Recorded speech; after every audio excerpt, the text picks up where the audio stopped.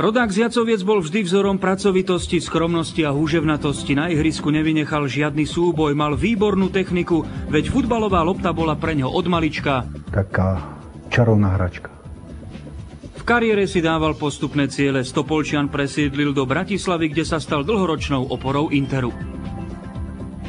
Ja som dal cieľ dostať sa ako z toho dedinského futbalu do mestského. Som sa dostal do Stopolčian. Z mestského, samozrejme z tej divízie, dostať do tej prvej ligy. To bol už veľký cieľ. No a keď som bol v tej prvej lige, samozrejme chcel som byť ten reprezentant Československa a samozrejme to sa mi podarilo a stále som len dúfal v to, aby som nemal nejaké veľké zranenie, aby som nevypadol z toho kolotoča, lebo vtedy tá konkurencia bola veľmi veľká v tých ligových kluboch, jak ste vypadli aj 5-6 rokov, ste sa tam nedostali naspäť. Áno, tie generácie jednoducho nepustili.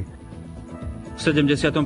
skóroval v najslávnejšom derby proti Slovanu. Ako obranca bol známy skvelými tvrdými strelami, ktoré sa stali jeho poznávacím znamením. Tá strela bola aj z dobrého trénovania. Keď má človek nabité tie nohy, tie svalstvo, že je nabité. My sme v tej dobe skutočne veľa trénovali, dá sa povedať. A sme kopírovali Ajax Amsterdam. Tedy bol Ajax Kovač, Johan Grajevnesk, táto partia.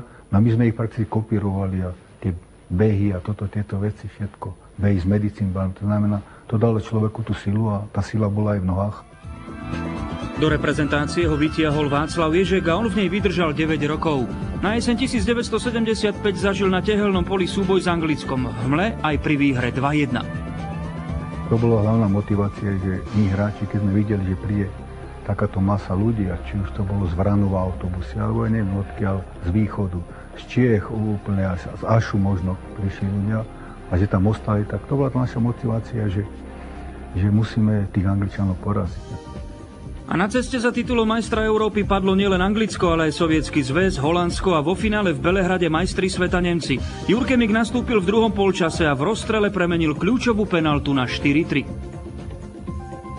Skončil zápas a pred tým 11-kami prišiel pán Menglo za mnou a hovorí mi, že či by som išiel kopať. Ja reku, ja som to netrénoval. Za prvé v lige u nás som nekopával, tam kopával Laco Petrač 11-ky, tak hovorím, reku, neviem.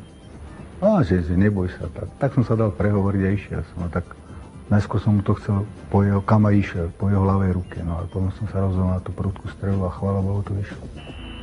Ešte pamätnejší gól dalo 4 roky neskôr v Neapole slávnemu Dinovi Zofovi v zápase o bronz na majstrovstvách Európy. Gól bol dlhé roky vo zvučke relácie Góly, body, sekundy. Konečne Panenka krásne prihral Jurkemikovi a ten sme doniesli my s Lacom Petrašom. To bol signál, to nás naučil pán Bičan. Ono to je veľmi ťažký kop. A pred tým zápase, čo sme hrali s Gréckom, mi to prihral, takisto som do Panenka, a tam boli vyhlbené čiary. Áno, bola vyhlbené a tá farba, alebo to vápno vtedy, to bolo v tej jame. A jak mi tomu prihral, tak mi to na to skočilo a jak mi sadla na druhú stranu do autu, to išlo. V reprezentácii skončil v novembri 83. V tom čase mal veľkú ponuku od Ernsta Happela do Hamburgu, ktorý bol v tých rokoch najsilnejším tímom Európy. Legionárčil vo Švajčiarsku, kde odštartoval trénerskú kariéru. Aj v nej to dotiahol do reprezentácie, v ktorej hráčov nehladkal. Disciplína, poriadok a prístup boli jeho najčastejšími slovíčkami. Prístup znamená, že vydám zo seba všetko, čo je vo mne. To znamená, keď vidíte toho hráča, napríklad Bundesliga hral, alebo neviem, anglické ligy, a že tam jazdí. Prečo aj tu tak nejazdí? Prečo tu ide krokom naspäť? Prečo, ja neviem, toto som nechápal. Prečo to? A pritom má na prsách ten štátny znak a tá reprezentácia mu dáva predsa meno. Keby nebol reprezentácia, tak tí kluby ho nezoberú. Ja som mi to stále zdôraznil. Vy si musíte uvedomiť, keď ste nie reprezentácii, tak ten klub. A keď prídete ako reprezentant, tak si vás ináč váži, aký si obyčajne z klubu prídete. No. To znamená, toto oni nechápali. Napriek poslednému obdobiu je optimistom, veď futbal to je nielen práca, ale aj radosť. Boli sme majstri Európy, nepoznali sa, ale potom je postupili. To znamená, to mužstvo je teraz po kope. To mužstvo u nás takisto ostalo po kope. A 80 roku sme tí istí 5. 11 kopali. No. Tam sa doplnilo nové prvky a to mužstvo prakticky aj teraz, to je mladé. Niektorí sú ešte nezreli, teraz tam pribudnú noví hráči. To mužstvo sa musí znova vybudovať.